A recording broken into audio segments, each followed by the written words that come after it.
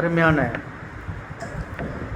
தேவனுடைய பிள்ளைகளை, இந்த நாளிலே நாம் செய்திக்காக எடுத்துக்கொள்ளப்பட்ட வேத பகுதி, இந்த நாளிலே பெருமை நம்மை அழித்துவிடும் என்ற தலைப்பிலே நான் இந்த நாளிலே உங்கள் மத்தியிலே பேசலாம் என்று சொல்லி இருக்கிறேன். பெருமை என்பது நம்முடைய வாழ்க்கையிலே நிறைய நேரங்களில் நமக்குள்ளே வந்து விடுகிறது. அநேக நேரங்களில் இந்த பெருமையானது நமக்கும் தேவனுக்கும் உள்ள உறவை முற்றிலுமாய் அளிக்கிறதை நாம் பார்க்கிறோம். வேதத்தில் தியானிக்கும் பொழுது பெருமை ஒரு 8 வகையாக தலைப்புகளிலே இருக்கிறதை நாம் பார்க்கிறோம். அதிலே முதல் பெருமை ஜீவனத்தின் பெருமை, இரண்டாவது பெருமை மனுஷருடைய பெருமை, மூன்றாவது பெருமை பலத்தின் பெருமை, நான்காவது பெருமை பொல்லாதவர்களின் பெருமை, ஐந்தாவது பெருமை அகங்காரர்களின் பெருமை, ஆறாவது பெருமை மோவாபின் பெருமை, ஏழாவது பெருமை யூதாவுடைய பெருமை, எட்டாவது பெருமை வல்லமையின் பெருமை என்று சொல்லி 8 விதமான பெருமைகளை நாம் வேதத்திலே பார்க்கிறோம். இந்த பெருமை தான் சாத்தான் முதலில் அவன் படைக்கப்பட்ட பொழுது அவன் தேவ தூதனாக படைக்கப்பட்டான். அவன் தேவ தூதனாக படைக்கப்பட்டு அவன் கர்த்தருக்கு அடுத்த ஸ்தானத்திலே இருந்தான். அப்படி அவன் இருந்த பொழுது அவன் கர்த்தரை பார்த்தான். கர்த்தரை பார்த்து அவரை மாதிரியே வர வேண்டும் என்று ஆசைப்பட்டான். ஆனால் அதற்காக உழைக்கவில்லை, அதற்காக பாடுபடவில்லை, அதற்காக கஷ்டப்படவில்லை. இன்றைக்கு நாம் சிறுவயதாக இருக்கும் பொழுது நாம் அநேகரை பார்க்கிறோம், அவர்கள் மாதிரி வந்துவிட வேண்டும் என்று ஆசைப்படுகிறோம். ஆனால் அதற்காக உழைப்பதில்லை, அதற்காக எந்த பிரயத்தனமும் செய்வதில்லை. சாத்தான் அப்படித்தான் என்ன செய்தான்? கர்த்தர் மாதிரி வர வேண்டும் என்று நினைத்தான். கர்த்தருடைய சிம்மாசனத்தில் அமர வேண்டும் என்று நினைத்தான். அவன் தேவனுடைய வலது பார்சத்தில் வீற்றிருக்க வேண்டும் என்று நினைத்தான். எல்லாம் நினைத்தானே தவிர அதற்கான ஒரு முயற்சிகளையும் செய்யவில்லை. அவன் தன்னுடைய சோம்பேறித்தனத்தினாலே உட்கார்ந்து கொண்டு யோசித்துக் கொண்டிருந்தான். அப்படி யோசித்துக் கொண்டிருந்த அவனது பெருமையை கர்த்தர் அறிந்தபடினாலே அவனை வானத்திலிருந்து கீழே தள்ளினார். அந்த லூசிஃபரை கீழே தள்ளினபடினாலே தான் உலகத்திலே மனிதன் பிறக்க வேண்டியதாக போய்விட்டது. லூசிஃபர் இந்த பூமியில் தள்ளப்படாமல் இருந்திருந்தால் மனித இனம் பிறந்திருக்காது. சாத்தான் பெருமை அடைந்தபடினால் பெருமை உள்ளவனுக்கு தேவன் எதிர்த்து நிற்கிறார், தாழ்மை உள்ளவர்களுக்கோ தேவன் கிருபை அளிக்கிறார். யாக்கோபு 4ஆம் அதிகாரம் 6வது வசனத்தை வாசியுங்கள். யாக்கோபு 4ஆம் அதிகாரம் 6வது வசனம். அதிகமான கிருபையை அளிக்கிறாரே, ஆதலால் தேவன் பெருமை உள்ளவர்களுக்கு எதிர்த்து நிற்கிறார், தாழ்மை உள்ளவர்களுக்கோ கிருபை அளிக்கிறார் என்று சொல்லி இருக்கிறது. பெருமை உள்ளவர்களுக்கு தேவன் எதிர்த்து நிற்கிறார். நமக்கு நிறைய பேருக்கு வயசு இத்தனோடு தான், ஆனால் பெருமைக்கு அளவே இல்லை. நம்ம வயசு இத்தனோடு தான், பெருமைக்கு அளவே இல்லை. எவ்வளோ பெரிய ஆளையும் உதாசீனமாக தூக்கி போடுவோம். நமக்குள்ளே இருக்க பெருமை, இந்த பெருமையை தேவன் எதிர்க்கிறார், பெருமையை தேவன் வெறுக்கிறார். அதனால் இந்த பெருமை நமக்குள்ளே வரக்கூடாது என்பதை நம்ம முக்கியமாக பார்த்து கொள்ள வேண்டும். பெருமை உள்ளவனுக்கு தேவன் எதிர்த்து நிற்கிறார். நமக்குள்ளே இந்த பெருமை நிறைய நேரங்களில் இருக்குது. ஒவ்வொரு பெருமைகளையும் நம்ம பார்க்கும்போது 1 பேதுருவின் புஸ்தகம் 5ஆம் அதிகாரம் 5வது வசனத்தை படிங்க. 1 பேதுரு 5:5.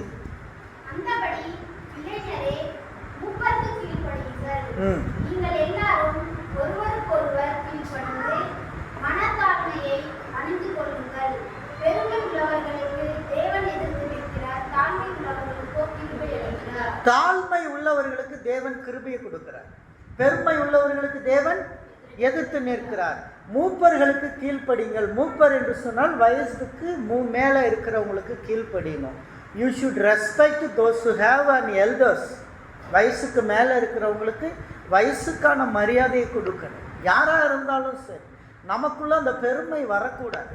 தாழ்மை ரொம்ப ரொம்ப அவசியம் வாழ்க்கையில். இந்த தாழ்மை இருக்கும்போது நாம் எப்போதும் வளர்ந்து கொண்டே இருப்போம். தன்னைத்தான் தாழ்த்துகிறவன் உயர்த்தப்படுவான். இயேசு கிறிஸ்து மரிப்பதற்கு முன்பாக தன்னுடைய சீடர்களின் கால்களை போய் கழுவுகிறார். அவருக்கு எவ்வளோ ஹம்பிள்னஸ் இருந்தது. அவர் கால்களை கழுவினார். ஆனால் கர்த்தருடைய சிம்மாசனத்தில் அமர வேண்டும் என்று நினைத்த சாத்தான் தேவனின் பாதத்தை அவன் கழுவவில்லை. அல்லேலூயா. தேவனின் பாதத்தை அவன் கழுவி இருந்தான் என்றால் கர்த்தர் அவனுக்கு ஒரு வலது பார்சத்தை கூட கொடுத்திருப்பார். ஆனால் அவன் அதை கேட்கவில்லை. அவன் தேவனின் பாதத்தை கழுவவில்லை. இயேசு சொல்லுகிறார், if you want to become a leader, first of all you become a servant. If you want to become a leader, first of all you become a servant. நீ ஒரு தலைவன் ஆகணும்னு நினைச்சினா வாழ்க்கையில முதல்ல நீ உன்னை தொண்டனாக்கிக்கொள். உன்னை தொண்டனா மாத்திக்கோ. நீ வேலை செய்யறவனா இரு. உங்களில் வேலைக்காரனா இருக்கிறவன் தான் தலைவனாக முடியும்னு சொல்லி மத்தேயுல இயேசப்பா சொன்ன வார்த்தைகள் இருக்கிறது. அது இயேசு தன்னுடைய வாயினாலே சொன்னது.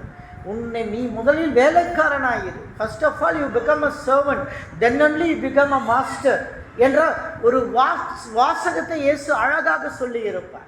நான் எதற்காக இதை சொல்லுகிறேன் என்று சொன்னால், நாம் நிறைய நேரங்களில் நமக்குள்ளே இந்த பெருமையானது நமக்கும் தேவனுக்கும் உள்ள உறவை அழித்து விடுகிறது. நமக்கும் தேவனுக்கும் உள்ள ஒரு உறவை வளரச் செய்வதில்லை. பெருமை கர்த்தர் அருவருக்கிறார். நீதிமொழிகள் 16:5 வாசியுங்கள்.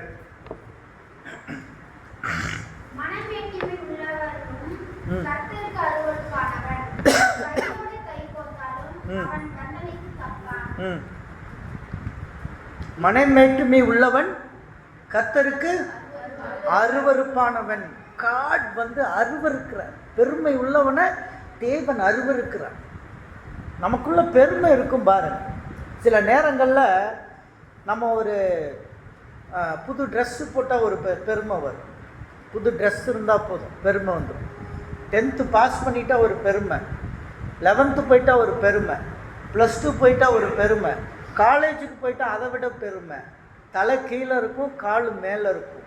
இந்த பெருமை உள்ளவர்களை கர்த்தர் அருவருக்கிறார். கர்த்தர் அருவருக்கிறார்.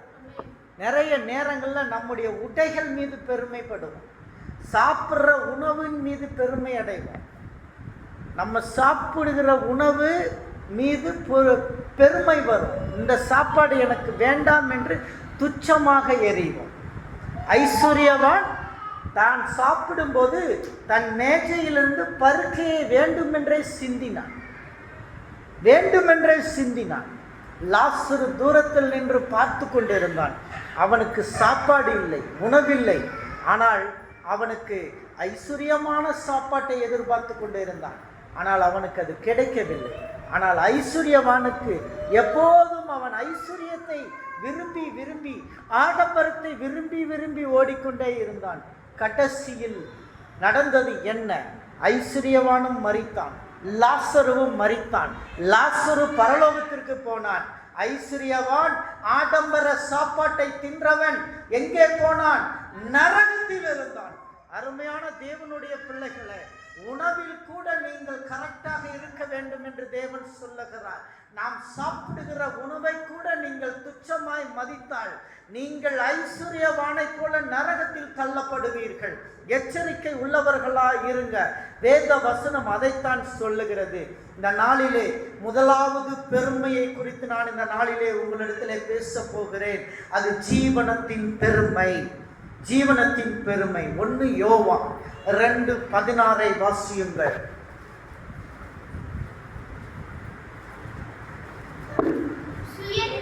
ஏனெனில் மாம்சத்தின் இச்சையையும் கண்களின் இச்சையையும் ஜீவனத்தின் பெருமையுமாகிய உலகத்தில் உள்ளவர்களை எல்லாம் பிதாவின் உண்டானவர்கள் அல்ல, அவைகள் உலகத்தில் உண்டானவர்கள். இதை பார்த்தீங்களா? இது பிதாவினால் உண்டானதல்ல. இந்த ஜீவனத்தின் பெருமை, இந்த ஜீவனத்தின் பெருமை என்பது மோசமான ஒரு இச்சை. இந்த இச்சை யாருக்குள்ள இருக்கும்? தேவனை துதிக்காமல் தன்னையே புகழுவது. தேவனை துதிக்க மாட்டாங்க, கர்த்தரை தேட மாட்டாங்க, ஞாயிற்றுக்கிழமை ஆராதனைக்கு வர மாட்டாங்க, ஆண்டவரை ஆராதிக்க மாட்டாங்க, தன்னையே புகழுவது. இது முதலில் ஜீவனத்தின் பெருமை என்று சொல்லுகிறது. ஜீவனத்தின் பெருமை இது பொல்லாத பெருமை. நமக்கும் தேவனுக்கும் உள்ள உறவை அது அழித்து விடுகிறது. தேவனை புகழ்வதற்கு பதிலாக தன்னை புகழ்ந்து கொள்ளுவது, நான் என்ற வார்த்தைகளை அதிகமாய் பயன்படுத்துவது. நான் இதை செய்து விட்டேன், நான் அதை செய்து விட்டேன், நான் அப்படி பண்ணிவிட்டேன், நான் இப்படி பண்ணிவிட்டேன் என்று சொல்லி பெருமையாய் நம்மை குறித்து பேசுவது. நேபுகாத் நேச்சார் என்ற அரசன். நேற்று நைட்டு நான் பைபிள் படிக்கும்போது Brayton was took an English Bible and he read about the chapter Nebuchadnezzar. நேபுகாத் நேச்சரை பற்றி படித்தான்.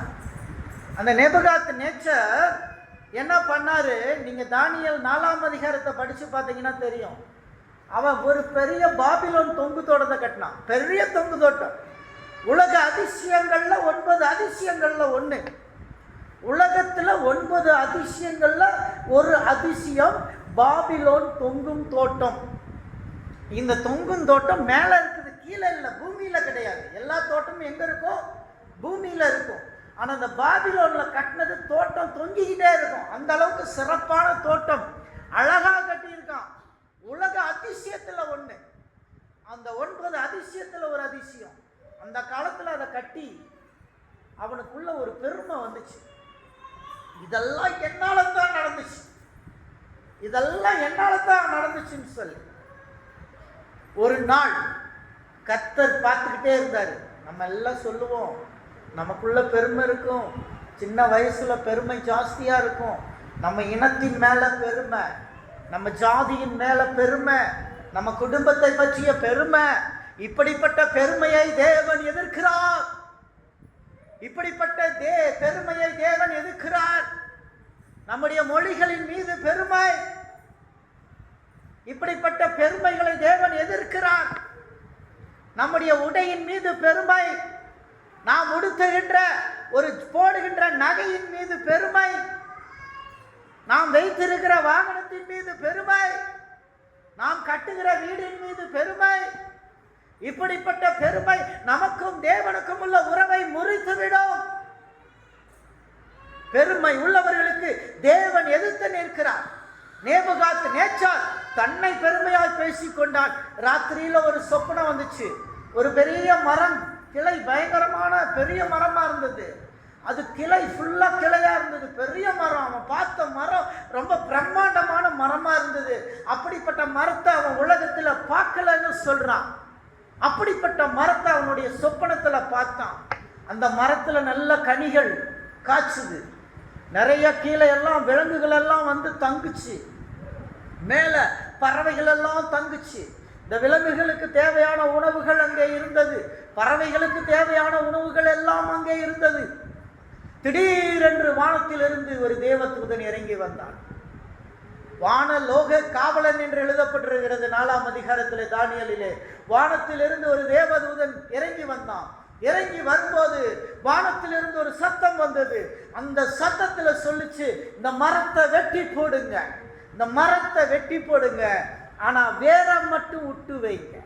மரத்தை வெட்டி போடுங்க, ஆனா வேற மட்டும் விட்டு வைங்கள் என்று சொல்லி இந்த கனவை பார்த்த அரசன் விழித்து கொண்டான். அவனால் தூக்கம் வரவில்லை. உடனே அடுத்த நாள் கூப்பிட்டான். அஞ்சனம் பார்க்கிறவங்களை கூப்பிட்டான், ஜோசியர்களை கூப்பிட்டான். யார் யார் இருக்கிறார்களோ எல்லா சூனியம் செய்கிறவர்களை எல்லாம் கூப்பிட்டு தன்னுடைய கனவுக்கு அர்த்தத்தை கேட்டான்.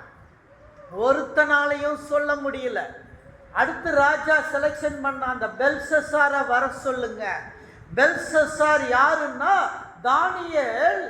அவன் கொஞ்சம் சிறையிருப்பு காலத்துல யூதேயாவுக்குள்ள பாபிலோன் அரசர் உள்ள வந்து என்ன பண்ணாங்க, பாபிலோனை கொள்ளடிச்சிட்டாங்க. இது நம்ம எருசலேமை கொள்ளடிச்சு யூதர்களை எல்லாத்தையும் சிறை கொண்டு போயிட்டாங்க.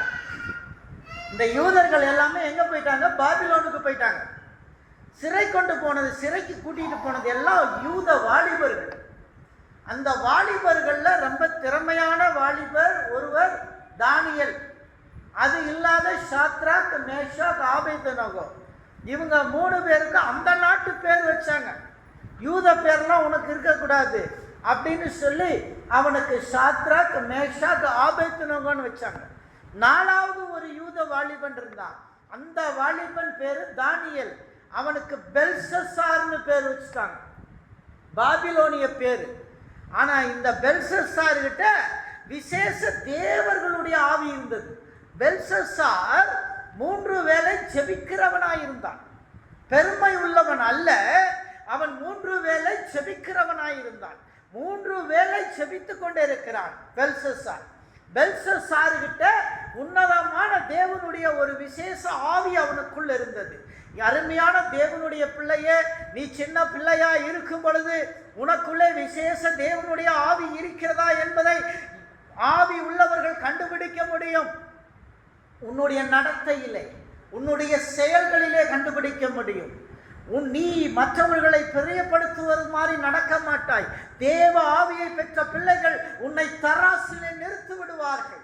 அப்படிப்பட்ட காரியத்தை உனக்கு செய்து விடுவார்கள். அருமையான தேவனுடைய பிள்ளைகளே, உனக்குள் இருக்கும் பெருமை, தேவனுடைய ஆவி உனக்குள் இல்லை. பெருமை இருப்பதினாலே நீ அநேகரை வெறுக்கிறாய், அநேகரை வெறுக்கிறாய்.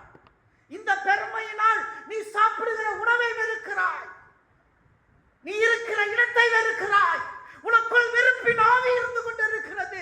வெறுப்பின் ஆவி உனக்கும் தேவனுக்கும் உள்ள உறவை தள்ளிவிடும். பல முறை நான் இந்த இடத்தை விட்டு போகிறேன் என்று சொல்லிக் கொண்டிருக்கிறாய். ஏனென்றால் உனக்குள் இருக்கும் பெருமையின் ஆவி. இந்த பெருமையின் ஆவி நமக்கும் தேவனுக்கும் உள்ள உறவை முறித்துவிடும், அது உடைச்சிடும். இந்த பெருமையின் ஆவி பாருங்க, இவனுக்கு நேபுகாத் நேஷாருக்கு வந்தது. அவன் ஒன்றும் செய்யல, இதெல்லாம் தேவன் பண்ணாரு, அவர் கொடுத்தாரு, நன்றின்னு சொல்லியிருந்தான்னா இந்த பிரச்சனையே இல்லை. எல்லாம் தேவன் கொடுத்ததுக்காக நன்றின்னு ஒரு வார்த்தை சொல்லியிருக்கலாம். ஆனால் அவன் என்ன செஞ்சா தெரியுமா? இதெல்லாம் என்னால் வந்தது, இதெல்லாம் என்னால் வந்தது, இதெல்லாம் நான் பண்ணேன் என்று சொல்லி தன்னை புகழ்ந்தபடியினாலே அவனை தேவன் என்ன செஞ்சார்? இந்த கனவை கொடுத்தார். இந்த விசேஷ ஆவி பெற்ற தானியேல் அந்த சொப்பனத்தை கேட்ட பொழுது ஒரு நாள் முழுவதும் சொப்பனத்தின் அர்த்தத்தை அவனுக்கு கர்த்தர் வெளிப்படுத்திட்டாரு. சொப்பனத்தினுடைய அர்த்தத்தை வெளிப்படுத்திட்டாரு. ஆனா அதை எப்படி அரசன்கிட்ட சொல்றது? அவன் ஏத்துக்குவானா இல்லையா? இன்னைக்கு நம்ம தேவ பிள்ளைகள் சில காரியத்தை சொன்னா நம்ம ஏத்துக்கிறது. எந்த காரியம் தேவ பிள்ளைகள் சொல்றாங்களோ அந்த காரியத்தை நம்ம ஏத்துக்க மாட்டோம். ஏன் அப்படின்னா நமக்குள்ள பெருமை இருக்கு, நமக்குள்ள பெருமை இருக்கு, நம்மளை தாழ்த்த மாட்டோம். நாம தேவ பிள்ளைகள், நம்ம பெருமையினால நம்ம அழிந்து கொண்டே இருக்கிறோம் என்பதை நாம் புரிந்து கொள்ள வேண்டும். தேவனுக்கும் நமக்கும் உள்ள உறவை நாம் வெறுத்து கொண்டிருக்கிறோம் என்பதை புரிந்து கொள்ள வேண்டும். பெருமை உள்ளவனுக்கு தேவன் எதிர்த்து நிற்கிறார். If you are humble, God will bless you more and more. That is the secret I am telling you. If you are humble yourself, God will bless you more and more. நீ உன்னை எந்த அளவுக்கு தாழ்த்துகிறாயோ அந்த அளவுக்கு உன்னை உயர்த்துவார். ஹல்லேலூயா. இப்ப தானியேல் கிட்ட கேட்டார், ஒரு நாள் எல்லாம் நீ தவிக்க வேண்டியது அவசியம் என்னப்பா? தானியேலே, பெல்ஷஸ்ஸாரே, நீ ஏன் தவிக்கிற அப்படின்னு கேட்டாரு. அதுக்கு தானியேல் சொன்னா, ஆண்டவரே, இந்த காரியம் உமக்கு நடக்கக்கூடாது, உன் சத்துருக்களுக்கு நடந்தா பரவாயில்ல அப்படின்னு சொன்னான். அதுலேயே அவன் அண்டர்ஸ்டாண்ட் பண்ணிக்கிட்டான், இது நமக்கு தான் நடக்கிறதுக்கு கர்த்தர் வெளிப்படுத்தி இருக்கிறார். ஹல்லேலூயா, ஹல்லேலூயா. இப்போ என்ன பண்ணா?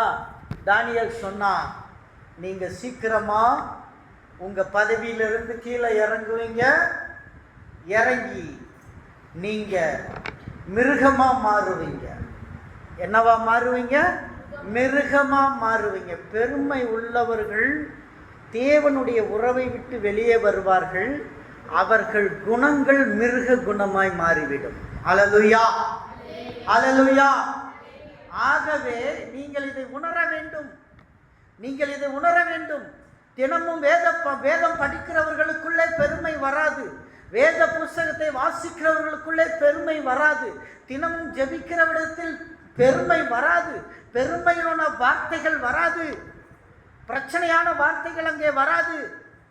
பெல்ஷஸ்ஸார் எப்படி என்ன அருமையா சொன்னான் பெல்ஷஸ்ஸார், நீங்க மிருகமா மாறி விடுவீங்க. கொஞ்சம் காலங்கள் ஆச்சு, பாபிலோன் தோட்டம் அப்போ கட்டிக்கிட்டு இருந்தாங்க. கட்டி முடித்தோன்னே அந்த தோட்டத்தை பார்த்தோன்னே இதெல்லாம் என்னால் நடந்துச்சுன்னு ஒரே வார்த்தை தான் சொன்னான். இதெல்லாம் என்னால் நடந்துச்சுன்னா அப்பயே கர்த்தர் அவனை தள்ளி போட்டார். அவன் அப்படியே தெருவுக்கு வந்தான். நாய் மாதிரி 4 காலில் நடந்தான், மிருகம் மாதிரி 4 காலில் நடந்தான். அவன் முடிகள் மிருகத்தின் ரோமங்கள் அவனுக்கு வளர ஆரம்பித்தது. அவனுடைய நெகங்கள் காட்டு விலங்கின் நெகங்களைப் போல வளர ஆரம்பித்தது. மிருகங்களைப் போல கூக்குரலிட்டு 7 ஆண்டுகள் ராஜ்யபாரத்திலிருந்து கீழே இருந்தான் நேபுகாத் நேச்சார். 7 வருஷம், 1 வருஷம் அல்ல, 2 வருஷம் அல்ல, 7 வருஷம். சில நேரங்களில் இப்படி நேபுகாத் நேச்சார் பெருமையாக இருந்தபடினாலே கர்த்தர் அவன் பெருமையை ஒழிப்பதற்காக அவனை 7 வருஷம் கஷ்டப்படுத்துறார். 7 வருஷம் கஷ்டப்பட்டதுக்கு பிறகு அவன் தன்னை மனம் திரும்பி வர்றான். இந்த 4ஆம் அதிகாரம் தானியேல்ல கடைசி வசனத்தை படிங்க.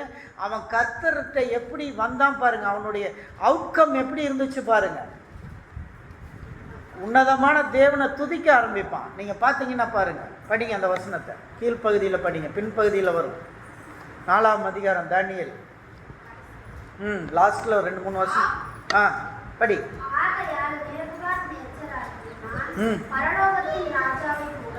அல்லேலூயா. யார் இப்ப புகழ்றா? யாரு புகழ்றா பரலோகத்தின் தேவனை? நேபுகாத் நேச்சார் பரலோகத்தின் ராஜாவை புகழ்ந்தான். எப்ப?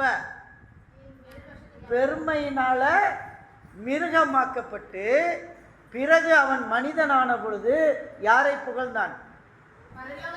பரலோக ராஜாவை புகழ்ந்து அடுத்து உயர்த்தி மகிமைப்படுத்தினான். அவருடைய கிரியைகள் எல்லாம் சத்தியமும் அவருடைய வழிகள் நியாயமுமானவைகள்.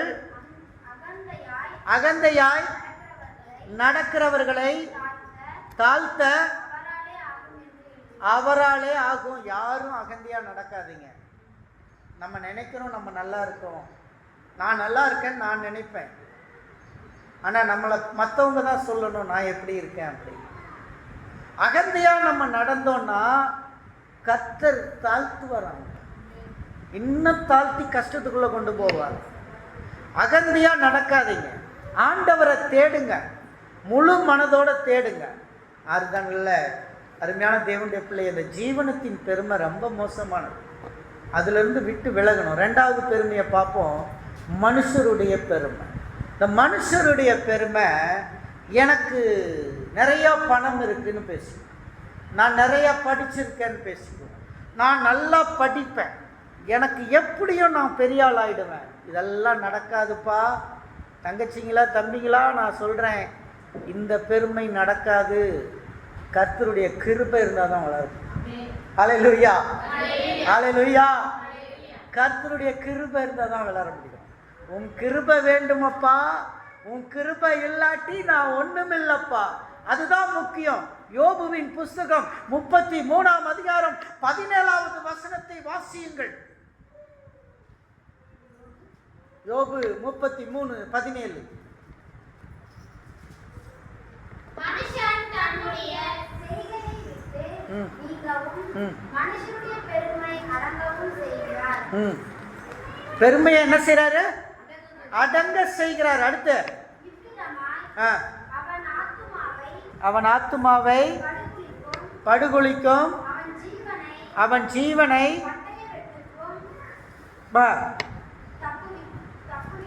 தப்புவிக்கிறார். இங்க பாருங்க, கர்த்தர், இதுதான் மனுஷனுடைய பெருமை.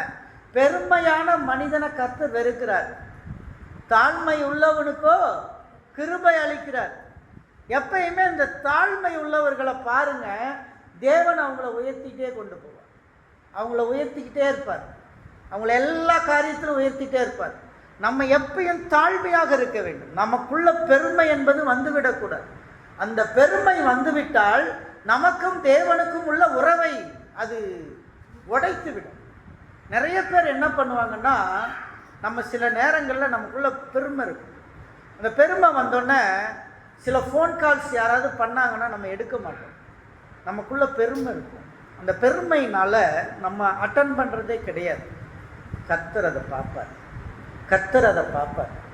நான் எவ்வளோ பிஸியாக இருந்தால் கூட அந்த ஃபோன் கால் அட்டன் பண்ணாமல் விட்டுட்டா கூட அடுத்து அந்த மீட்டிங்கை முடித்து வெளியே வந்தோன்னே, ஐயா என்னங்கய்யா ஃபோன் பண்ணியிருக்கீங்க, என்ன விஷயம்னு கேட்பேன். நம்ம அலுவல்களை எடுக்க முடியாது, சில நேரங்களில் பிஸியாக இருக்கும், ஃபோன் எடுக்க முடியாது, அட்டன் பண்ண முடியாது. அந்த நேரத்தில் நம்ம விட்டுறலாம், தப்பு இல்லை. ஃபோன் அட்டன் பண்ணாமல் விட்டுறலாம், தப்பு இல்லை. ஆனால் அடுத்த நிமிடம் நம்ம என்ன செய்யணும், வந்து என்ன செய்யணும், ஃபோனை எடுத்து நம்ம பேசணும். ரொம்ப முக்கியமானது. இன்னும் சிலருக்கு பெருமை இருக்கும், என்ன செய்வாங்கன்னா, தாங்கள் பெரிய பெரிய அதிகாரிகள் மாதிரி இருப்பாங்க, நாங்கள் பெரிய ஆளாக மாறிட்டோன்னு இருப்பாங்க. அவங்களுக்கு ஃபோன் பண்ணும்போது சொல்லுவாங்க, நான் ரொம்ப பிஸியாக இருக்கேன், அப்புறம் கூப்பிடுங்க. ஆனால் நம்ம நிலைமை எங்கே இருக்கும், கீழே தான் இருந்துகிட்டு இருக்கும். ஆனால் இந்த மாதிரி தொலைபேசியில் கூட அது மனிதனுடைய பெருமை. மனிதனுடைய பெருமை குதிரைகளுக்கு விருதா. எனக்கு குதிரை பலன் இருக்கு, நான் குதிரை வீரனாக இருக்கேன், என்னால் நல்லா விளையாடுவேன், நான் நல்ல ஃபுட்பால் பிளேயரு, நான் நல்ல கிரிக்கெட் பிளேயரு. எந்த பெருமையும் கர்த்தருக்கு முன்னாடி நடக்காது. ஹல்லேலூயா, ஹல்லேலூயா. பெருமை உள்ளவனை தேவன் எதிர்த்து நிற்கிறான். தாழ்மையா இருந்தேனா உனக்கு கிருபையை அள்ளி தருவார். God's grace is upon always you. நீ தாழ்மையா இருக்க வேண்டும், உன்னை நீ தேவனுக்கு முன்பாக தாழ்த்த வேண்டும். ஆகவே நீ உன் பெருமைகளை ஒழித்து நீ இருக்க வேண்டும். பெத்தேல்ல பீசா மையா ரொம்ப தாழ்மையான ஒரு மனுஷன். ஒரு முறை அவர் திருமணம் படித்த அவர் வளர்த்திய ஒரு பிள்ளை கல்யாணம் நடக்க போகுது. அந்த பொண்ணு லவ் பண்ணிட்டான். லவ் பண்ணிட்டு அவங்க அப்பா கிட்ட போய் கேட்டான். எந்த அப்பாவுக்கு தான் பிடிக்கும் லவ் பண்ண, அப்பாவுக்கு பிடிக்கல. இருந்தாலும் அவர் சரி ஏதோ நீங்கள் பண்ணிட்டீங்க, சரி கல்யாணம் ஓகே ரெடி பண்ணிக்கோங்க, கல்யாணத்தை பண்ணிக்கோங்கன்னு சொல்லிட்டார். சொன்னதுக்கு அப்புறம் அந்த பையன் திருமணத்துக்கு 2 நாளைக்கு முன்னாடி அந்த பையன் கார் எடுத்துகிட்டு வந்து நிற்கிறான். நின்றுக்கிட்டு அந்த பொண்ணை கூப்பிட்றான், வா கல்யாணத்துக்கு போகிறதுக்கு முந்தின நாள் நான் கூட்டிகிட்டு போகிறேன் வா அப்படின்னு. அப்போ அந்த பொண்ணு இந்த பக்கம் அப்பன், அந்த பக்கம் காதலன், யாருக்கு பதில் சொல்கிறது? அந்த நேரம் அப்பா வந்தார், அந்த தம்பியை பார்த்து சொன்னார், டேய் அப்பாவை எல்லாம் கேவலமாக நினைப்பாங்கடா, இப்படி கூட்டிகிட்டு போகாதடா, இது அசிங்கம், நானே கொண்டு வந்து நாளைக்கு விடுறேன்டா, நானே நாளைக்கு கொண்டு வந்து விடுறேன்டா அப்படின்னு. அதுக்கு அவன் சொன்னான், நீங்கள் உங்கள் உதவி ஒன்றும் தேவை கிடையாது, சரிடா அப்பா கல்யாணத்துக்கு வரணுமா இல்லையா, வான்னு சொல்ல மாட்டேன், வரமாட்டேன்னு சொல்ல மாட்டேன், சரிடா அப்பா வரேன்டான்னாரு. அதே மாதிரி இந்த பையன் காரில் ஏற்றிட்டு கூட்டிகிட்டு போயிட்டான். அவள் ஒரு நர்ஸு பிள்ளை, புத்திசாலித்தனமாக யோசிக்கணும். அப்பா மனசை வேதனைப்படுத்திட்டு போய் கல்யாணம் நடக்குது திருநெல்வேலியில். கல்யாணம் முடியுது, இவர் போய் அட்டன் பண்ணுறாரு, மக கையை பிடிச்சி அவனுக்கு கொடுக்குறாரு, எல்லாம் பண்ணுறாரு. அவர் போய் உட்கார்ந்துருக்கார். மாப்பிள்ளைய கிறிஸ்துவ முறைப்படி மாப்பிள்ளை ஒரு சில வார்த்தைகளை பேச சொல்லுவாங்க. அந்த வார்த்தைகளை பேசும்போது அவன் தன்னுடைய தந்தையை பற்றி ஒரு வார்த்தை கூட அவன் பேசலை. அவன் என்ன பண்ணால், அவன் முழுக்க தந்தைக்கு கீழே இருக்கிற ஒரு அதிகாரியை பற்றியே புகழ்ந்து பேசிட்டு வச்சிட்டான். அது எல்லாருக்கும் ஒரு பெரிய ஆச்சரியத்தை விளைவிச்சது. என்னடா அது, இவ்வளோ கஷ்டப்பட்டு வளர்த்தினாரு, இவருக்கு இதெல்லாம் நடக்கலையேன்னு. அதன் பிறகு அவரும் மரித்து போனார். அந்த காலங்கள் முடிந்து விட்டது. 2 பேரும் கல்யாணம் ஆகி வந்துட்டாங்க. ஓமலூரில் ஒரு வீடு எடுத்து தங்கிட்டாங்க. அந்த பொண்ணு அங்கேருந்து பெத்தேல் ஆஸ்பத்திரிக்கு வேலைக்கு வருது, திரும்பி போகுது பஸ்ஸில். அந்த பையன் அங்கேயே ஒரு ட்ரெய்லரிங் யூனிட் வச்சு நடத்திக்கிட்டு இருக்கான். இதெல்லாம் நடக்குது. ஆனால் இவன் குடியை விடவே, இவன் வாழ்க்கையில் குடியை விடவே இல்லை. குடியில் கொஞ்சம் கூட மாற்றங்கள் இல்லை. இவள் பல முறை சொல்லி பார்க்குறான், குடித்து கொண்டே இருக்கிறான், வெறுத்து கொண்டே இருக்கிறான். கடைசியாக அவள் ப்ரெக்னென்ட் ஆகி ஒரு பொம்பளை பிள்ளையை பெற்றா. கடைசியாக போலீஸ் ஸ்டேஷனுக்கு போயிடுச்சு கேஸு. போலீஸ் ஸ்டேஷனுக்கு போகும்போது அவன் சொன்னான், இந்த குழந்தை எனக்கு பிறக்கவே இல்லைன்ட்டான், இந்த குழந்தை எனக்கு பிறக்கவே இல்லைன்ட்டான். உடனே 2 பேரும் பிரிஞ்சுட்டாங்க. அந்த குழந்தைய மறுபடியும் அவள் படித்த ஆர்ஃபனேஜ்லேயே கொண்டே விட்டான். அவளுடைய குழந்தைய மறுபடியும் அந்த ஆர்ஃபனேஜ்லேயே அந்த குழந்தை போய் வளர போயிடுச்சு. அதுக்கப்புறம் 2 பேரும் பிரிஞ்சுட்டாங்க. பல ஆண்டுகள் பிரிஞ்சிருந்தாங்க.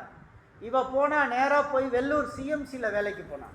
வெள்ளூர் சிஎம்சியில் நல்ல சம்பளத்தோடு வேலை செஞ்சுட்டு இருந்தா. ஆனால் அந்த மனுஷன் குடிச்சிட்டு தெருவில் அலையிறதும் போகிறதும் வர்றதும் இப்படியா இருந்து பாவமான துன்மார்க்க ஜீவியம். அந்த துன்மார்க்க ஜீவியத்தில் அவன் வாழ்ந்து கொண்டான். கடைசியாக ஒரு நாள் அதே வெள்ளூர் சிஎம்சி மருத்துவமனையில் அட்மிட் ஆகிறான். அந்த பையன் அட்மிட் ஆகி அவன் படுத்திருக்கான். இவன் டியூட்டிக்கு உள்ள வர்றா. பார்த்த உடனே அவளுக்கு அழுகை வந்து விட்டது. ஐயோ என் மாமா, ஐயோ என் மாமா, இப்படி ஆயிட்டியா மாமா என்று சொல்லி போய் எல்லா டாக்டர்கிட்டையும் சொன்னா, எப்படியாவது என் மாமாவை காப்பாற்றுங்கள், எப்படியாவது என் மாமாவின் உயிரை காப்பாற்றுங்கள் என்று சொல்லி கூட இருந்து அவனுக்கு வேண்டிய பணிகளை எல்லாம் செஞ்சான். எல்லாம் செஞ்சு கடைசியாக அவனை நல்லா பண்ணி சந்தோஷமா தன்னுடைய வீட்டுக்கு கூட்டிகிட்டு போனான். தன்னுடைய வீட்டில் அம்மா இருக்காங்க, அம்மாவை கூட்டிகிட்டு போய் ஒரிஜினல் அம்மா வீட்டுக்கு கூட்டிகிட்டு போனான். குமாரபாளையம் பவானியில் அம்மா வீட்டுக்கு கூட்டிகிட்டு போனோன்னா அம்மாவு ஒரு கிராமத்து அம்மா. சந்தோஷமாயிடுச்சு அந்த அம்மாவுக்கு. மகளும் மருமகனும் ஒன்றாயிட்டாங்கடா அப்படின்னு சந்தோஷமாயிடுச்சு. சரி, இனிமேல் நீ குடிக்க மாட்டேன்னு சத்தியம் பண்ணியிருக்காரு, அதனால நான் அவரோட வாழ போகிறேன்னு முடிவெடுத்து 2 பேரும் போனாங்க. அன்றைக்கி அம்மா நல்ல நாட்டுக்கோழி சமைச்சு கொடுத்தாங்க. நாட்டுக்கோழியை 2 பேரும் சாப்பிட்டாங்க. சாப்பிட்டுட்டு 2 பேரும் எங்கே ஈரோடு வந்து பஸ் ஏறி வெள்ளூர் போக போகிறாங்க. வெள்ளூருக்கு போய் 2 பேரும் தனியாக வீடு எடுத்து தங்கி தங்கள் குடும்பத்தை ஆரம்பித்த பிறகு ஆர்ஃபனேஜில் இருக்கிற பிள்ளைய கூட்டிகிட்டு வந்து ஒன்றா வச்சு வாழ போகிறாங்க. அந்த மாதிரி முடிவுகளை எடுத்துக்கொண்டு இவர்கள் புறப்பட்டு வரும் பொழுது அவர்கள் ஆட்டோவில் வந்து கொண்டிருக்கிறாங்க. குமாரபாளையத்திலிருந்து நேராக எங்கே வருகிறார்கள்? ஈரோடு பஸ் ஸ்டாண்டுக்கு வருகிறார்கள். ஆட்டோவில் வந்து கொண்டிருக்கும் பொழுது ஆட்டோவை நிறுத்த சொன்ன அந்த பையன் நிறுத்தினாங்க. நிறுத்தின உடனே இறங்கி நேராக போனான். ஒயின் ஷாப்பில் போய் ஒரு ஃபுல் பாட்டில் வாங்கினான். அப்படியே கட கட கட கட கடான்னு 2 ஃபுல் அடித்தான். அட் அ டைமில் 2 ஃபுல். இதை அவன் உட்காந்து பார்த்துக்கிட்டே இருந்தா. அப்படியே போதையோடு வந்தான். வந்த உடனே அவன் கேட்டா, டேய், நான் இவ்வளோ சொன்னி நீ திருந்தலையேடா, நான் இவ்வளோ சொன்னேடா, அன்னைக்கு எங்கள் அப்பனை நீ அவமானப்படுத்திட்டு வந்து இவ்வளோ கஷ்டப்படுற இன்னைக்கு வாழ்க்கையில் இவ்வளோ சொல்லி நீ திருந்தலையாடா, இவ்வளோதான் சொன்னான். சொன்ன உடனே அவன் மைத்தை பிடிச்சி கீழே தள்ளி விட்டு பெரிய பாறாங்கல்ல போட்டு நச்சுன்னு அடித்தான். நச்சுன்னு ஒரே அடி. முடிஞ்சு போச்சு ஜானகி வாழ்க்கை. அவள் வாழ்க்கை தலை நசுங்கி செத்துப்பான். அருமையான தேவனுடைய பிள்ளைகளே, இதை நான் எதற்காக சொல்லுகிறேன் என்றால், நீங்கள் இதை யோசித்து பாருங்கள். தந்தையை கஷ்டப்படுத்தி வாழ முடியாது. தந்தையின் மனம் கஷ்டமானால் தேவனுக்கு கஷ்டமாகும். தேவன் அதை பார்த்துக்குவார். இதுதான் மனுஷர்களுடைய பெருமை.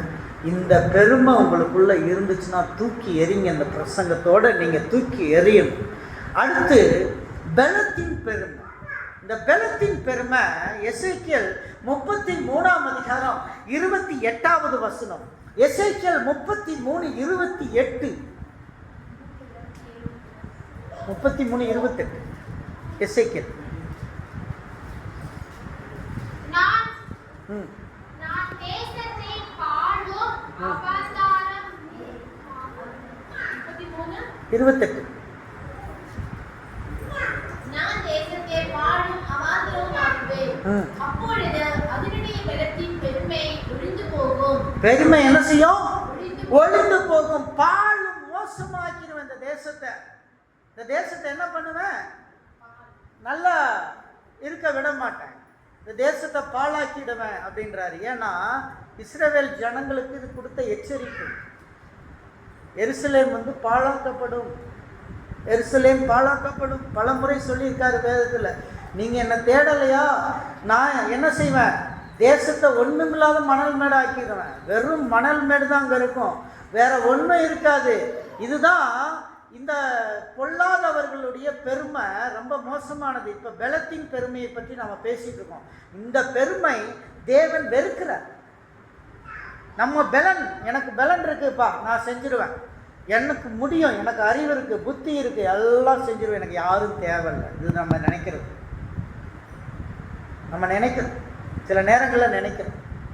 கர்த்தர் சொல்லுவார், நானே சில நேரத்தில் நினைப்பேன், எனக்கு யாரும் தேவையில்லை, மனைவி தேவையில்லை, பிள்ளைங்க தேவையில்லை, யாரும் தேவையில்லை, கடவுள் எனக்கு எல்லாத்தையும் கொடுத்துருக்காரு நான் நினைப்பேன். அப்போ கர்த்தர் சொல்லுவார், எல்லாம் நான் கொடுத்தது. அல்லேலூயா. எல்லாம் நான் கொடுத்தது. எல்லாத்தையும் நீ எதை ஒதுக்குறியோ அதுதான் உனக்கு கடைசியில் நிற்கும். அல்லேலூயா. அல்லேலூயா. இதை நீங்க மறந்து விடாதீங்க. நம்ம யாரை நாம் ஒதுக்குகிறோமோ அவர்கள் தான் கடைசியில நிற்பார்கள். அவர்கள் தான் நம்மிடத்திலே கடைசி நேரத்திலே நம்முடைய மூச்சு விடும் பொழுது நமக்கு உதவியாய் வருவார்கள். இதுதான் நடக்கும். நாம் யாரையும் உதாசீனப்படுத்த வேண்டாம். இதுதான் சொல்றேன். இந்த பலத்தின் பெருமை, இன்னைக்கு நம்ம பலம் இருக்கும்போது பெருமை நமக்குள்ளே இருக்கிறது.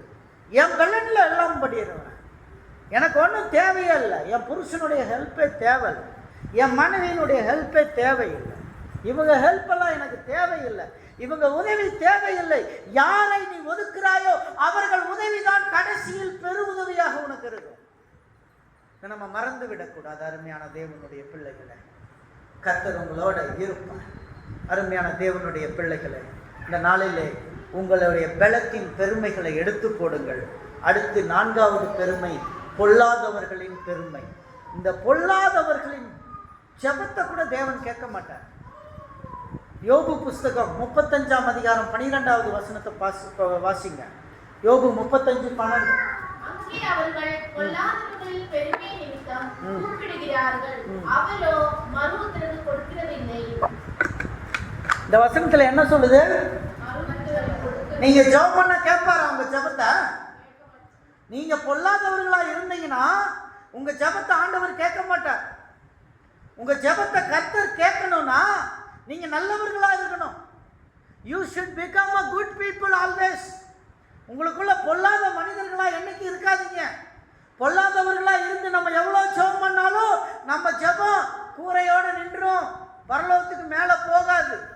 தேவனுடைய ஆவியை பெற்ற தானியேல் ஜெபித்த ஜெபத்தையே சாத்தா 21 நாள் கட்டி வச்சான். நம்ம ஜெபத்தை எவ்வளவு நாள் கட்டி வைப்பானோ தெரியாது. நம்ம யாரு? தானியேல் மாதிரி அவ்வளோ பிரசித்தியானவர்களா? அதுவும் அல்ல. அருமையான தேவனுடைய பிள்ளைகளே, நீங்கள் நல்லவர்களாய் உங்களை மாற்றிக்கொள்ளுங்கள். வயது அதிகமாக ஆக, பெரிய பிள்ளைகளாய் வளர வளர உங்களுடைய குணங்களை மாற்றிக்கொள்ளுங்கள். Change your character. உன் குணத்தை மாற்று. கர்த்தருடைய ஆவியை உள்ள கொண்டு வா. கர்த்தரோட ஜெபம் பண்ணு. Spend time with God. If you spend time with God, God will teach you how to live. நீ ஆண்டவரோட நேரத்தை செலவழிச்சு அவருக்கு நீ ஒப்பு கொடுக்கும்போது நீ எப்படி வாழ வேண்டும் என்பதை உனக்கு அவரே போதிக்கிறார். அதனால தேவன் பொல்லாதவர்களின் ஜெபத்தை கேட்க மாட்டார். பொல்லாதவனை நான் வெறுக்கிறேன், பொல்லாதவனை நான் வெறுக்கிறேன். இஸ்ரவேல் ஜனங்கள் கானானுக்குள் வருகின்ற வழியிலே இடையிலே சில மக்கள் குறுக்கிட்டார்கள். நீங்கள் இந்த வழியாக வரக்கூடாது, எங்கள் நாட்டு வழியாக நீங்கள் கடந்து போகணும். இவங்க நியாயமாக ஆளை அனுப்பி கேட்டாங்க, நாங்கள் இந்த வழியாக கடந்து போய்க்கிறோம், உங்களோட நாங்கள் சண்டை போடலை. ஆனால் இந்த அமலேக்கியர் என்ன பண்ணாங்கன்னா, நீங்கள் எங்கள் நாட்டு வழியாக வரக்கூடாது, நீங்கள் சுற்றிக்கிட்டு போங்க. இவங்க சுற்றிக்கிட்டு போயிட்டாங்க. அமலேக்கியரோட சண்டை போடலை, சுற்றிக்கிட்டு போயிட்டாங்க. போய் கானானுக்கு போயிட்டாங்க. கானானுக்கு போன பிற்பாடு இஸ்ரவேல்னு ஒரு தேசம், ஒரு பேரரசு உருவான பிற்பாடு, சவுல் அரசனான பிற்பாடு சவுல்கிட்ட கர்த்தர் சொல்றாரு, நீ அரசனாயிட்ட, நீ போகணும், அமலேக்கியர்கிட்ட போகணும். எனக்கு பழைய காலத்து பகை இருக்குது, என் மக்கள் அந்த ரோட்டில் நடக்க விடலை, என் மக்கள் அந்த ரோட்டில் நடக்க விடலை, அந்த பழைய காலத்து பகை எனக்கு இருக்குது. அந்த பகைனால நீ போய் என்ன செய்ய, ஒரு அமலேக்கினுடைய மிருக ஜீவனை கூட உயிரோட விடக்கூடாது. அல்லேலூயா. எல்லாத்தையும் சங்காரம் பண்ணுன்னு சொன்னார் கர்த்தர். அப்ப எந்த அளவுக்கு தன்னுடைய பிள்ளைகளை பார்க்கிறாரு. உன்னை ஒருத்தன் உதாசீனம் பண்ணா, உன்னை ஒருத்தன் மதிக்கலைன்னா கர்த்தரை அவனை மதிக்க மாட்டான். அல்லேலூயா, அல்லேலூயா. எத்தனை வருஷம் கழிச்சு அமலேக்கியரை பலி வாங்கினான். பலி வாங்கி வெற்றி, பெரிய விக்டரி. அமலேக்கியர் எல்லாத்தையும் கொண்டான். அதுல தலையிட்டான ஆடுகளையும் மாடுகளையும் கொண்டு வந்து கர்த்தருக்கு பலியிடுறதுக்கு வச்சிருந்தான் சவுல். யாருக்கு பலியிட? கர்த்தருக்கு பலியிட வச்சிருந்தான். சாமுவேல் இப்ப வந்தார். சாமுவேல் வந்து கேட்டார், சவுல் அரசனே, அங்கே கேட்கப்படுகிற சத்தம் என்னது? என்ன சத்தம் கேட்குது? ஐயா, அது ஆட்டு சத்தம், மாட்டு சத்தம். நம்ம யுத்தத்தில் அமலேக்க நாட்டிலிருந்து நம்ம கொள்ளடிச்சிட்டு வந்தது. அந்த கொள்ளை அடிச்சுட்டு வந்ததை நான் அங்கே வச்சிருக்கேன். யாருக்காக வச்சிருக்கேன்? கர்த்தருக்காக வச்சிருக்கேன். சாமுவேல் சொன்னாரு, கர்த்தர் அதை வெறுக்கிறார். அல்லேலூயா. அன்னைக்கு ஏன் ஜனத்துக்கு வழி விடாதவனுக்கு அவன் ஆடு மாடு மிருக ஜீவனை கூட வச்சு எனக்கு பலியிடக்கூடாது. அல்லேலூயா, அல்லேலூயா. ஆகவே அந்த மிருக ஜீவன்களையும் கொண்டு எறி, கொண்டு போட்டு குழி தோண்டி போத, அதை வைக்காத அப்படின்னாரு. பார்த்தீங்களா? அருமையான தேவனுடைய பிள்ளைகளை, கர்த்தர் வைராக்கியம் உள்ளது. நம்ம எந்த அளவுக்கு நம்மளை தாழ்த்திட்டு போகிறோமோ அந்த அளவுக்கு கர்த்தர் என்ன செய்வார்? நம்ம மேலே வைராக்கியமாக இருப்பார். நம்ம மேலே வைராக்கியமாக இருப்பார். எந்த அளவுக்கு பெருமையுள்ள மனிதர்கள் உலகத்தில் இருக்கிறார்களோ அவர்கள் தங்கள் பெருமையினாலே அழிந்து போவார்கள். இதை நம்ம தெரிஞ்சுக்கணும். எல்லா பிள்ளைகளும் இது தெரிஞ்சுக்கணும். ஆகவே அடுத்தது அகங்காரனின் பெருமை. அகங்காரம்னா என்னன்னு தெரியுமா? அகங்காரம் 5வது பெருமை அகங்காரம். அகங்காரம்னா அவங்க they are not compromised with anything. ஏசாயா 13:11 படிங்க.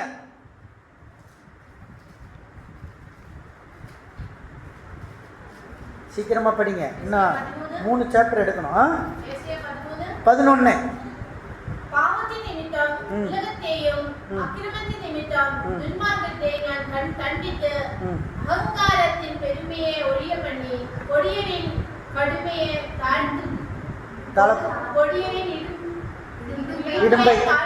தாழ்த்துவேன். அல்லேலூயா. நிறைய அகங்காரமா கொடியனா இருந்துடாதீங்க. கொடியனா இருந்துக்கிட்டு யாரோடையும் பேசாம உங்களை ஐசோலேஷன் பண்ணிக்கிட்டு நீங்கள் தனிமையில் இருக்கிறத முயற்சி செய்யாதீங்க. இதை கர்த்தர் வெறுக்கிறார். இந்த கர்த்தர் என்ன செய்கிறாரு? வெறுக்கிறார். கர்த்தர் என்ன செய்கிறார்? வெறுக்கிறார். ஆகவே இந்த அகங்காரத்தின் பெருமையை தேவன் அப்படி வாழ்றதுக்கு நம்மளை கொடுக்கல. அந்த மாதிரி வாழணும்னு கர்த்தர் விரும்பல. நமக்குள்ள இருக்கிற அகங்காரம் நம்மை தனிமைப்படுத்துகிறது. நமக்குள்ள இருக்கிற பெருமை நம்மை மற்றவர்களோடு இடைபடுவதற்கு விட மாட்டேங்குது. ஆகவே இந்த அகங்காரத்திலிருந்து நம்ம விடுதலையாகி வெளியே வரணும், ஓவர் கம் பண்ணி வரணும். நம்ம எல்லாரோடையும் நம்முடைய முகம் கொடுத்து ஃபேஸ் டு ஃபேஸ் பேசணும், எல்லாரோடையும் பேசணும். we need to speak with others. நம்ம ஐசோலேஷன் ஆகுறோம். சில நேரங்களில் நம்ம குடும்பத்தில் யாரையும் பிடிக்கல, நமக்கு எல்லாரையும் வெறுத்து விடுகிறோம்.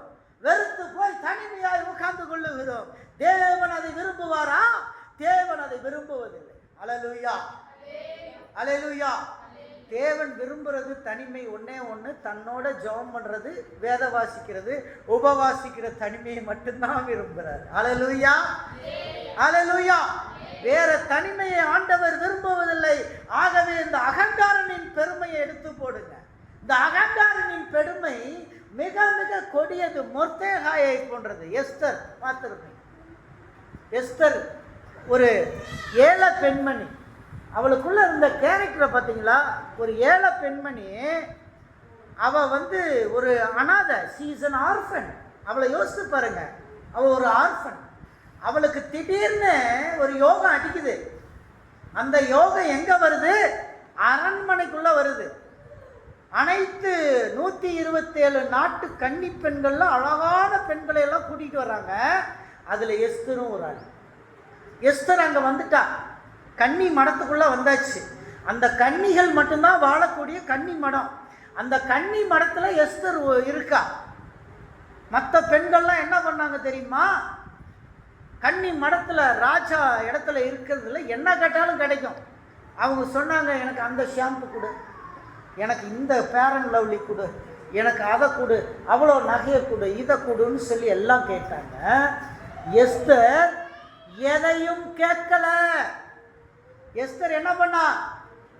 சாதாரண சாப்பாடு கொடுங்க, சாதாரண உணவை கொடுங்க. அரண்மனையில் எந்த உணவு ரொம்ப சாதாரண உணவா இருக்கோ அதை எனக்கு கொடுங்க. எந்த மேக்கப்பு எனக்கு வேண்டாம், எந்த மேக்கப்பு வேண்டாம். சாதாரண உடையை நான் உடுத்திக்கிறேன் அப்படின்னு எஸ்தர் பெருமையை விரும்பாத பெண்மணியாக இருந்தா.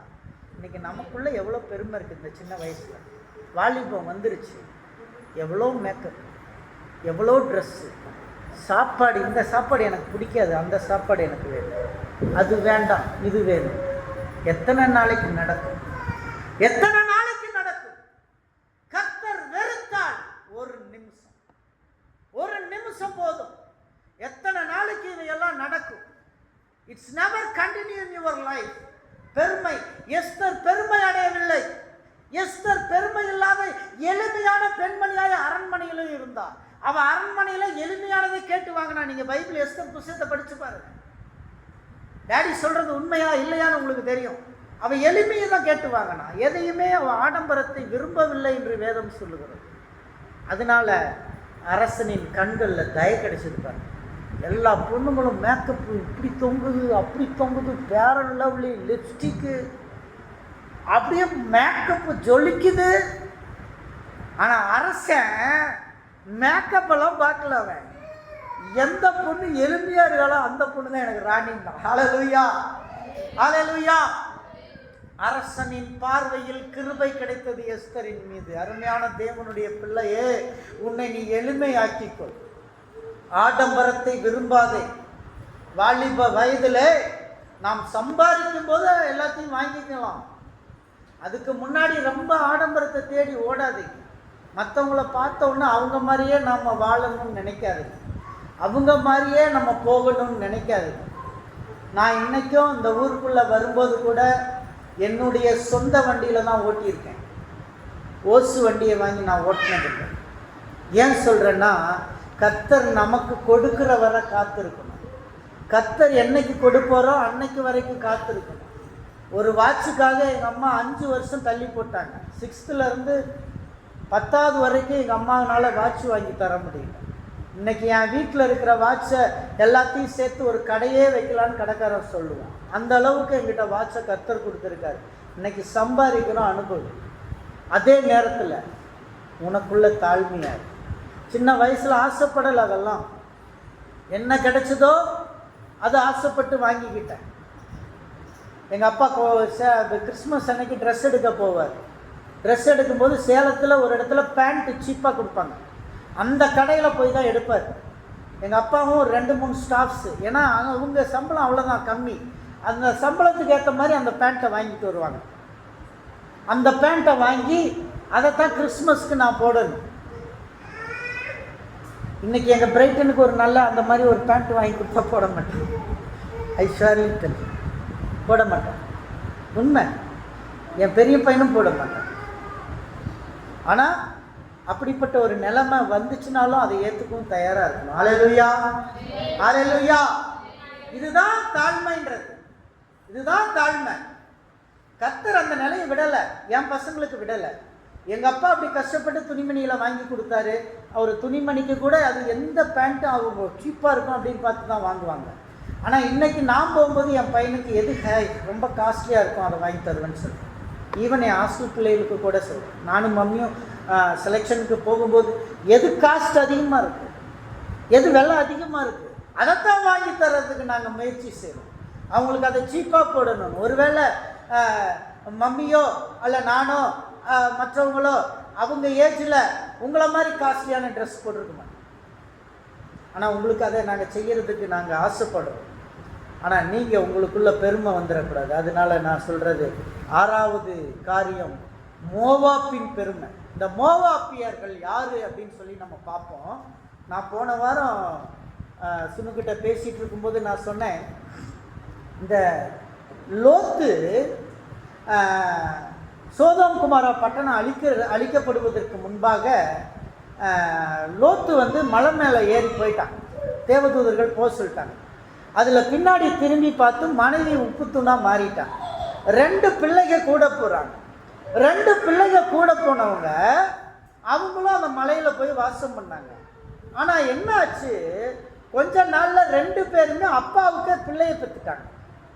அப்பாவுக்கு தன்னுடைய பிள்ளைகளை பெற்றுட்டாங்க. தகப்பனுடைய நிர்வாணத்தை பிள்ளைகள் பார்க்கக்கூடாது, பிள்ளைகளின் நிர்வாணத்தை தகப்பன் பார்க்கக்கூடாது. இது ரொம்ப முக்கியமான காரியம். இந்த சப்ஜெக்டை நான் பேச்சுவாக்கில் சுமக்கிட்ட பேசிக்கிட்டு இருந்தேன். இதெல்லாம் நம்ம வேதத்தில் கொடுக்கிற சில அடையாளங்களாக இருக்கிறது. அந்த மூத்தவளுக்கு பிறந்த பிள்ளைக்கு பேர் மோவாப். அந்த மோவாப்பியர் தான் இன்னைக்கு இருக்கிற அரேபியன்ஸ். இன்னைக்கு இருக்கிற அரேபியர்கள் யாருடைய வம்சம்? அப்பனுக்கு பிள்ளையை பெற்றுட்டாங்க, அப்பனுக்கு மனைவி ஆயிட்டாங்க 2 பேரும். ஏன்னா அந்த காடுகளில் சேவார் தேசத்தில் அந்த சேவார் மலை மேலே வேற இனங்கள் யாருமே இல்லை மக்கள். இவங்க குடியேறி அங்கே போனவங்க. கடைசியாக 2 பிள்ளைகளும் பொம்பளை பிள்ளைகளும் அப்பனுக்கு மனைவி ஆயிட்டாங்க. அவங்களுக்கான ஜென்ரேஷன் பிறந்துச்சு. அந்த மோவாப்பிய ஜென்ரேஷன் இன்னைக்கு பார்க்குறோம். இந்த அரேபியா பாலைவன ஏரியாக்களில் அவங்க இருக்காங்க, அரேபியர்களாக இருக்கிறாங்க. ஸோ இந்த மோவாப்பின் பெருமை பார்த்தீங்கன்னா அந்த நாட்டை குறித்து இன்றைக்கி நிறைய பெருமைகளாக நம்ம பார்க்கலாம். ஆதியாகமம் 19:37 படிங்க. ஆதியாகமம் 19:37.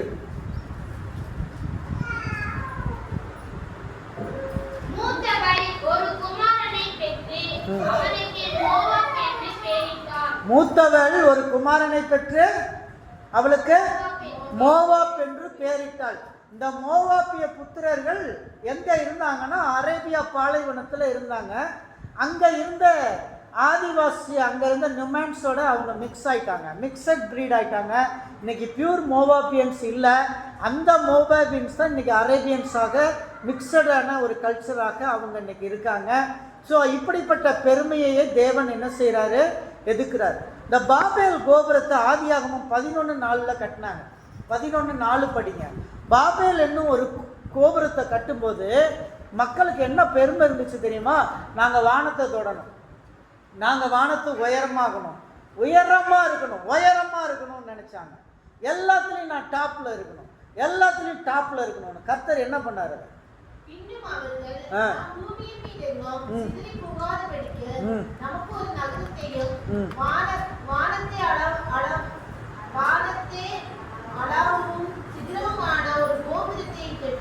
வானத்து அளவுக்கு ஒரு கோபுரத்தை கட்டி நம்முடைய பேரை பல காலகாலத்துக்கு இருக்கிற மாதிரி பண்ணிடலாம், வாருங்கள் என்று சொல்லி அவர்கள் கட்ட ஆரம்பிச்சாங்க. கர்த்தர் ஒவ்வொரு பாஷைகளை தாறுமாறாக்கி அவங்கள பிரிச்சார். கர்த்தர் என்ன பண்ணார்? அவங்கள பிரிச்சார். இதுதான் நடந்துச்சு. பெருமை உள்ளவர்களுக்கு அழிவை கொடுக்கிறார் தேவன். அழிவை கொண்டு வரும் பெருமை. சில நேரங்கள் நம்முடைய வாழ்க்கையில் என்ன கொண்டு வரும்? அழிவை கொண்டு வரும். நம்முடைய வாழ்க்கையில நம்ம பெருமையா வாழும்போது நமக்குள்ள அழிவை கொண்டு வரும், அழிவை கொண்டு வரும். பெருமை நமக்கு அழிவை கொண்டு வரும். ஆகவே நமக்கு கர்த்தர் என்னத்தை கொடுத்துருக்காரோ அதை சாப்பிட கற்றுக்கணும். முதல் காரியம், நமக்கு என்ன உணவை கொடுத்துருக்காரோ அந்த உணவை சாப்பிட்டோம்னா நாளைக்கு நம்ம சம்பாரித்து போகும்போது அதை விட ஐஸ்வர்யமான ராஜாக்களுடைய உணவை நம்ம சாப்பிடுவோம். அது முதல் காரியம். 2வது காரியம், கர்த்தர் என்ன உடை கொடுத்துருக்காரோ அந்த உடையை சந்தோஷமாக உடுத்தணும். அப்படி உடுத்தினோம்னா அதை நன்றாக உடுத்தும் போது நம்ம பெருசாக கர்த்தர் உயர்த்துகிற காலத்தில் நம்ம ராஜாக்களுடைய உடைகளை உடுத்துவோம். கர்த்தர் நமக்கு ஒரு சைக்கிள் கொடுக்கும்போது அந்த சைக்கிளை சந்தோஷமாக ஓட்டினா, அந்த சைக்கிள் பழைய சைக்கிளாக இருந்தாலும் அதை சந்தோஷமாக ஓட்டணும். நான் முத மிஷினரி ஃபீல்டுக்கு வரும்போது அந்த மிஷினரி ஸ்தாபனம் மேரி கலாராணின்னு ஒரு அம்மா இருந்தாங்க. அந்த அம்மா ஒரு மிஷினரி பெண்ணாகரத்தில். அந்த அம்மா அந்த மிஷின் ஃபீல்டில் இருக்கும்போது அவங்க யூஸ் பண்ண ஒரு லேடிஸ் சைக்கிளை தான் எனக்கு கொடுத்தாங்க. அந்த வண்டி எடுத்துகிட்டு போனவே லொடக்குன்னு சவுண்டு வரும். அப்படிப்பட்ட சவுண்டு போட்ட சைக்கிளை ஓட்டினதுனால தான் கர்த்தர் இன்னைக்கு ஆசீர்வதிச்சு வச்சிருக்காரு. ஹல்லேலூயா, ஹல்லேலூயா. அந்த சைக்கிள் நல்லா இல்லை, அதை நான் ஓட்ட மாட்டேன். அந்த செருப்பு நல்லா இல்லை, அந்த செருப்பை போட மாட்டேன். அந்த பேண்ட்டு நல்லா இல்லை, அதை போட மாட்டேன். இப்படின்னு சின்ன வயசில் யார் சொல்கிறீங்களோ பின்னாடி உங்களுக்கு போடுறது கூட பேண்ட் இருக்கு. ஹல்லேலூயா, ஹல்லேலூயா. இதை நீங்கள் தெரிந்து கொள்ளுங்கள், இதை நீங்கள் புரிஞ்சுக்கங்க. உங்களுடைய உணவு காரியங்கள், உங்கள் உடை காரியங்கள், சின்ன சின்ன காரியங்களில் கர்த்தர் பார்ப்பார், கொடுத்து டெஸ்ட் பண்ணுவார். நீ அதை போடுறியா இல்லையான்னு பார்ப்பார். மற்றவங்களை நீ கம்பேர் பண்ணி பார்ப்ப, ஐயோ அவங்க நல்ல செருப்பு போட்டிருக்காங்க, நான் சாதாரண செருப்பு போட்டிருக்கேன். கர்த்தர் உனக்கு என்ன கொடுத்தாரோ அதை முதல்ல சந்தோஷமாக போட்டீங்கன்னா உச்சிதமானது அதுக்கப்புறம் தருவாங்க. அல்லேலூயா. இதை நீ அனுபவிக்காம உச்சிதத்துக்கு ஆசைப்படுற பத்தியா, அதுதான் பெருமை. உச்சிதத்துக்கு நீ ஆசைப்படும் போது அந்த உச்சிதத்தை நீ அடைஞ்சிடலாம். குறுக்கு வழியில் அடைஞ்சிடலாம். ஆபிரகாமுக்கு சாராவுக்கு என்ன சொன்னாரு? உனக்கு நீ பூமியை நட்சத்திரத்தை பாரு, நட்சத்திரத்தை எண்ண முடியுமா? உன்னால எண்ண முடியாது. பூமியின் தூளை எண்ண முடியுமா? முடியாது. ஒரு சந்ததி அவ்வளவோ பெருகுன்ட்டார். ஆனா 2 பேரும் என்ன பண்ணாங்க? குறுக்கு வழியில ஆசீர்வாதத்தை தேடினாங்க, குறுக்கு வழியில தேடினாங்க. கர்த்தர் கொடுத்த வாக்கு தத்தத்தை அவங்க பிடிச்சி நிற்காம குறுக்கு வழியில ஆசீர்வாதத்தை தேடினாங்க. சாரா சொன்னா, இனிமேல் எனக்கும் வயசாயிடுச்சு, ஸ்திரீகளுக்கான வழிபாடெல்லாம் நின்று போச்சு, அதனால இனிமேல் பிள்ளை பக்கிறதுக்கு நம்ம லாய்க்கு இல்லை, அதனால என் வேலைக்காரியை கல்யாணம் பண்ணுறோம். அப்போ ஆபிரகாம் என்ன சொல்லியிருக்கணும்? விசுவாசிகளுடைய தகப்பன், அப்படி இல்லைம்மா, கர்த்தர் வாக்குத்தத்தம் பண்ணியிருக்காரு, நான் விசுவாசிகளின் தகப்பன், எனக்கு இந்த வேலைக்காரி வேண்டாம், எனக்கு நீயே போதுன்னு சொல்லியிருக்கணும். இவன் ஏதாவது சொன்னானா சந்தோஷமாக ஏற்றுக்கிட்டான். ஒரு புள்ள பிறந்துச்சு. இன்னைக்கு உலகத்தில் இருக்கிற டெரரிஸ்டுக்கு காரணமே அவங்க தான். வேர்ல்டு டெரரிஸ்ட் யார்? அவங்க தான். இன்னைக்கு உலகத்துக்கு பிரச்சனையாக மாறிட்டாங்க. இன்னைக்கு உலகத்துக்கு பிரச்சனை. அதனால குறுக்கு வழியில் எதையும் அடைய பார்க்காது.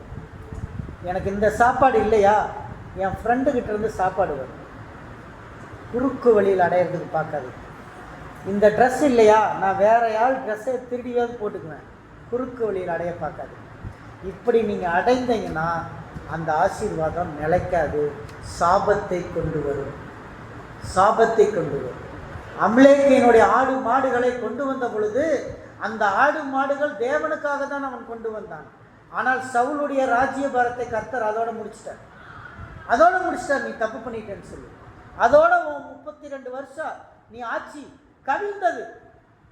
32 வருஷம் அவன் ஆட்சி பண்ணான், எல்லாம் கவிழ்ந்து போச்சு. அவனுக்கு இருந்த தீர்க்க தரிசன ஆவி இல்லாமல் போச்சு. அவன் தீர்க்க தரிசன ஆவி உள்ளவன்.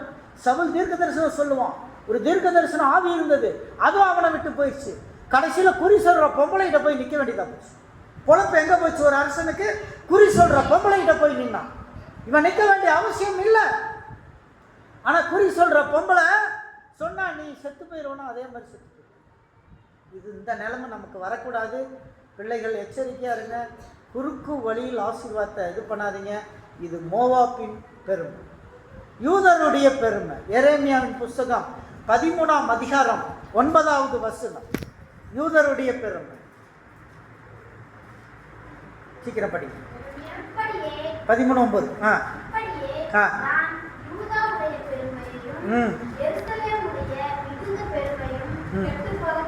பார்த்தீங்களா? ஆண்டவர் பெருமை உள்ளவர்களை கெட்டு போயிடுன்னு விட்டுருவாராம். நீ நசிஞ்சு போ, நாசமா போன்ற, நீ கெட்டு போயிரு அப்படின்னு விட்டுருவாராம். ரொம்ப எச்சரிக்கையா இருக்கும். யூதா யாரு? எருசலேம் யாரு? யூதர்களை தான் கர்த்தரால் தேர்ந்தெடுக்கப்பட்ட ஒரே ஜனம் உலகத்துல. அந்த ஜனங்களே பெருமையா இருந்தா கர்த்தர் சொல்றாரு உங்களை கெட்டு போக பண்ணிடுவேன்றாரு. அல்லேலூயா. அப்ப நம்ம எவ்வளவு கேர்ஃபுல்லா இருக்கணும். சரியா? அடுத்து 8வது கடைசியாக வல்லமையின் பெருமை. லேவியராகம புஸ்தகம் 26ஆம் அதிகாரம் 19வது வசனம். வல்லமையின் பெருமை. 26:19. வல்லமையின் பெருமை. உங்கள் வல்லமையின் பெருமையை குறித்து உங்கள் வானத்தை இரும்பைப் போலவும் உங்கள் பூமியை வெண்கலத்தைப் போலவும் ஆக்குவேன். பாத்தீங்களா? நான் ரொம்ப பவர்ஃபுல் நேஷன் இஸ்ரேல். நான் ரொம்ப பவர்ஃபுல். எனக்கு எல்லாமே இருக்குது. எனக்கு பணம் இருக்கு. எங்க குடும்பம் பெரிய குடும்பம். நாங்கள் எதனாலும் செய்வோம். இதெல்லாம் நடக்காது கர்த்தருடைய பார்வையில். அல்லேலூயா, அல்லேலூயா. கேரளாவில் BMW காரில் போயிட்டு இருந்த மக்கள் ஏழைகளை திரும்பி பார்க்கல. BMW காரில் திடீர்னு ஒரு வெள்ளப்பெருக்கு வந்துச்சு.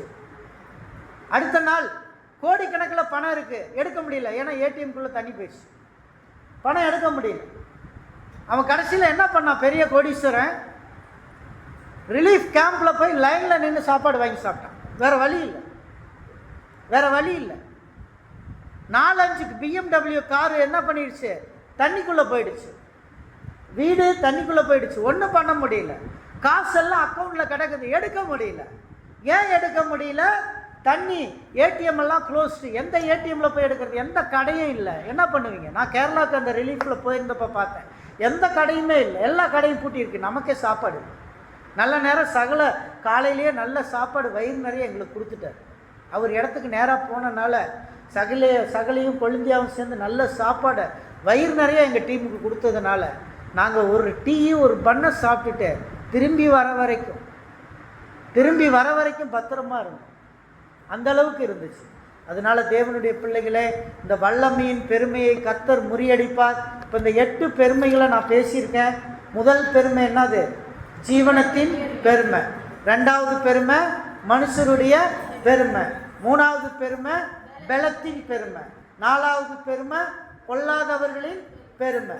5வது பெருமை அகங்காரனின் பெருமை.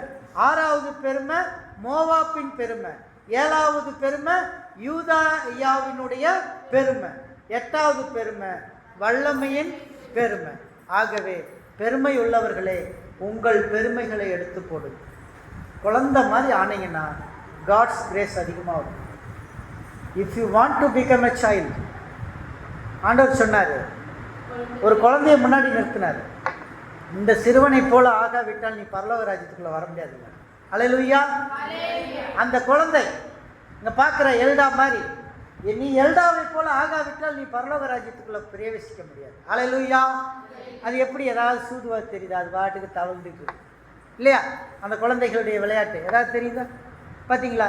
அந்த மாதிரி சிறு குழந்தைகளைப் போல ஆகாவிட்டால் நீங்கள் பரலோக ராஜ்யத்துக்குள்ள பிரவேசிக்க முடியாது.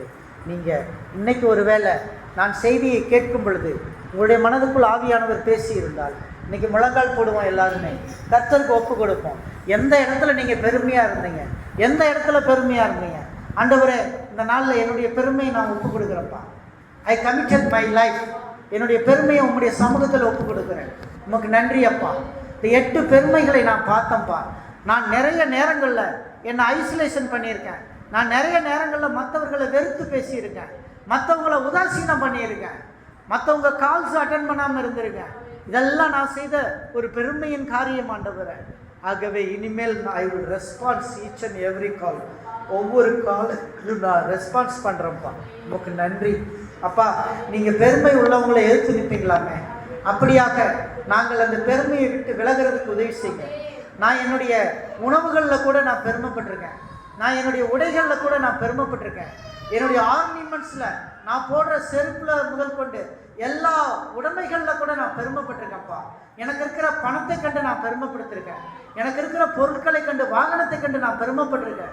இந்த பெருமைகளை விட்டு எங்களை தாழ்த்தும்படியாக நாங்கள் செபிக்கிறோம்.